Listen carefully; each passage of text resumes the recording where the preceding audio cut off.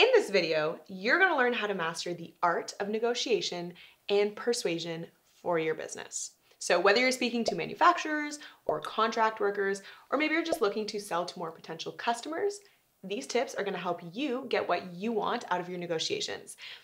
And surprise, we talked to an FBI hostage negotiator, and he's gonna give us the scoop. Because who better to teach us the tricks of the trade than someone who's negotiated with bank robbers and kidnappers, right? So let's get into it.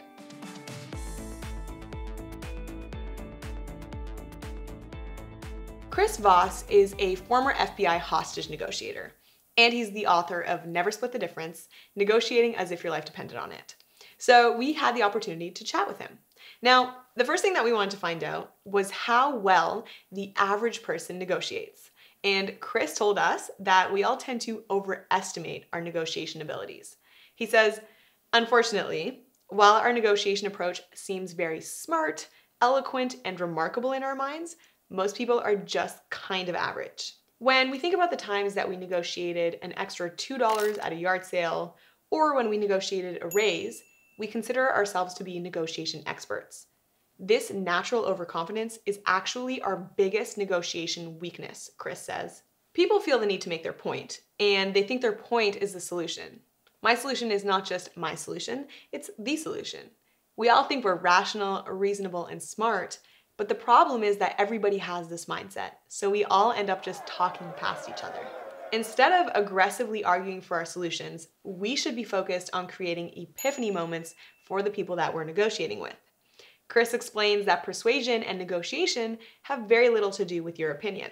Chris says, great communication is about providing epiphany moments. What's the advantage of an epiphany moment? Well, they feel bonded to whoever provided that epiphany. People feel grateful. There's an emotional attachment that is instantaneously created toward whoever provided that epiphany. All right, so together, let's look at the 9 timeless principles of negotiating. Starting with number 1, be a mirror. Okay, so when you're acting as a mirror, you allow the other person to see themselves in you. You don't let pushing your own agenda be more important than understanding your audience. Your focus should be on the other person. So listen to what they're saying about who they are and what they want. To be successful here, don't make assumptions. What you're gonna wanna do is you're just gonna wanna be very present in the negotiation so that you're picking up on cues. And also, persuasion actually is not about conflict. It's more about discovery. So you wanna make sure that you're discovering their hesitations and their needs. All right, so next tip for you is don't feel their pain, label it. Empathy is an important part of persuasion. You can't negotiate well if you're not relating to the other person. But keep in mind that you don't need to feel their pain or agree with it, you just need to empathize with them. Label it and let them know that you understand. You know, you probably will have an opinion one way or another, but that doesn't mean that you can't empathize with both sides. Let's say you're negotiating with your graphic designer. You could tell them, listen, I understand it is important for you to be paid fairly for your time and your talent. However, I'm working with limited funds since I am a startup, right? So in this example, you can see how both sides are addressed. Now remember that you are dealing with real people, right? They want to be understood, they want to be appreciated. So belittling your counterpart's argument and just, forcing your own is not going to work. Also, this is pretty interesting. So understanding why the other person won't make the deal is actually more important than trying to guess what it would take for them to make the deal. So basically, your job is to understand those objections and then try to clear those barriers. Okay, super quick break here. I just want to let you know about a very cool resource that we have. So you can turn more website visitors into customers by getting a crash course in conversion optimization, and you can access our free curated list of high impact articles in the description box below. I will make sure to link that for you guys. All right, so next tip is don't be afraid of a no. Now, according to Chris, no makes people feel safe when they're negotiating. It makes them feel like they're in the driver's seat. Now, this is especially true when the other party is really pushing for that yes, because people tend to get defensive and they tend to respond with a no. But triggering a no can actually be a good thing. It's like a clue for you. You're about to learn something because no tells you what their objections and their hesitations are. A yes, of course, is your final goal, but aiming for it right out the gate can make your counterpart raise their guard. So don't be afraid of a no. By triggering a no, you're going to gain insights into their objections and their hesitations, and that's going to allow you to define what their desires are much more clearly. So when you do get a no, and you will get a no, of course, at some point, you're going to want to make sure that you're asking questions. Questions is one of your most useful tools for persuasion. So use questions to unblock your paths to get you closer to your goal. Tip number 4 is trigger the 2 words that immediately transform any negotiation. The 2 most powerful words that you can hear in any negotiation are, "That's right." So if you get your counterpart to say those 2 words, then you've transformed the conversation. Hearing "that's right" is actually even better than "yes." Why? Well, according to Chris, this can lead to a change of thoughts and actions. The more the other person feels understood, the more likely it is that they're going to take your desired action. And of course, that's a win for you. Now, outside of just B2B, you can actually use this tactic in a way that's going to help you sell to your potential customers. Okay, so for example, Whiskey River Soap actually weaves this concept of relatability into their candles. This candle is particularly effective because it makes a relatable statement, and then they even end their question with "right?" So take a look at this candle too. If you're an introvert or if you're a middle child, you can probably relate, and in your head you're probably thinking, "That's right." So this positive regard actually makes it more likely that you'll be willing to buy the candle. So keep that in mind as you're selling to your customers. Next tip is to bend their reality. So a fast deadline is going to add urgency to a negotiation. So items near the checkout at a grocery store is a very common example. So let's say you're standing there, you're waiting to pay for your items, and then you notice a chocolate bar. Do you need that chocolate bar? Oops, you grabbed it. Now you've already paid, right? You didn't initially come here to buy that chocolate bar, but given that it was your last chance to grab one, you went for it. Applying urgency when you're negotiating with your customers is very common. One study by CXL Institute found that by simply adding "free next business day delivery if you order before 4 p.m. to a product page, that increased revenue by 27%. Busted Tees often applies this technique whenever they're running a big promotion, and you definitely can too. This tactic can also be used when you're negotiating B2B. So for example, let them know that a decision needs to be made by a certain time, even if that time is arbitrary for you. There's no need to be aggressive here. You could just give them a gentle nudge, and that can also be effective, but remind them why it benefits them to make a quick decision. Psychology is funny. People would rather avoid a loss than realize a gain. All right, so when you're negotiating, put the focus on an opportunity that they would be missing out if they don't act fast. This is known as loss aversion.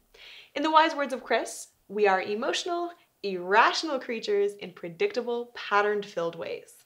You can trigger a loss aversion in your customers by simply letting them know that they're going to lose out on a significant discount or maybe miss out on a free next business day delivery if they take too long to decide. All right, next tip for you guys is give your counterpart the control. So you might be familiar with what's known as the IKEA effect. Basically, we assign a high value to things that we partially create. So that $40 IKEA table is going to be worth so much more to us after we've struggled through assembling it, right? Now, similarly, if your counterpart arrives to a solution on their own, it is more impactful than if you were to have pushed them to get there. So what this means is you're going to want to put your counterpart in the driver's seat.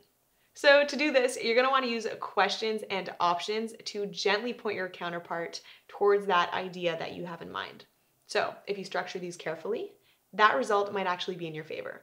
So ask questions that start with how or what, and that's going to inspire longer responses. Questions that start with why can be perceived as accusations. And accusations are actually going to make your counterpart dig deeper and really just defend their position more intensely. So to avoid this, always try to reframe your questions and start with how and what. So let's say you're negotiating minimum order quantities with your supplier, or maybe you're negotiating with an artisan. You may ask them, how long does it take to make one unit? Now, if you know that they can create a single unit pretty fast, then they may come to the conclusion on their own that it is reasonable to come down in pricing. Now, if you were to ask, why does it take you so long to make a single unit? Then it's gonna elicit a completely different response. So keep that in mind. A lot of factors play into flawless execution, but Chris emphasizes that demonstrating your humanity and humor breaks the ice and builds rapport. So let's look at how humor applies to selling your product. Because when you're selling a product, you really are negotiating with your customer that this is a purchase that they need to make. So let's take a look at Tushy. Tushy does this really well on their homepage, and they do this really well on their product pages and just in their marketing in general. They talk about their product the way that you would speak to your best friend. It's relatable and it's persuasive. Speak your customer's language by using phrases that your ideal customers are already using. So pay attention to tone and pay attention to voice. If you can talk like your customers think, then it's just going to build a connection and really provide an opening for you to ask questions, to learn more about their motivations and their objections. So for example, you could ask how questions in your surveys and on your website copy. After building rapport, if you're able to get your counterpart to agree with something 3 times, then you'll know you're on the right track. Because at that point, it's just really hard to fake conviction repeatedly. So if you can get your counterpart to agree with you more than 3 times, you're good to go. All right, so next tip is to bargain hard. Decreasing raises will make your counterpart believe that they're going to get the best possible value out of your deal. So for example, let's say that you can offer $10,000 to close the deal. But obviously you're not going to start there, right? Instead, you're going to start with $6,000. Then you're going to raise it to $7,000, then 7.5. As the raises decrease, you're letting them know that room is running out and that you're approaching the best possible deal. This technique can also be applied to your marketing. So this can simply just look like tiered discounts. So you can send an email out for 10% off, then it could be 20% off if that's not accepted, and then 30% off, and so on. Now, I'd recommend that you end your numbers off on non-round numbers. So let's say, for example, you have a price for $27, bring it down to $15.99 because that makes it look like it's a deal. All right, so here are some super useful tips as you're bargaining. First of all, prepare for bargaining in advance. So set an ambitious but a legitimate goal ahead of time. And also try to think of any objections or no scenarios so that you're prepared ahead of time, and make sure that you're setting your boundaries. Know what your absolute no's are for you. All right, so final tip is to find the black swan. So black swans are the unknown of all unknowns. They are the leverage multipliers. They are what you didn't know you didn't know.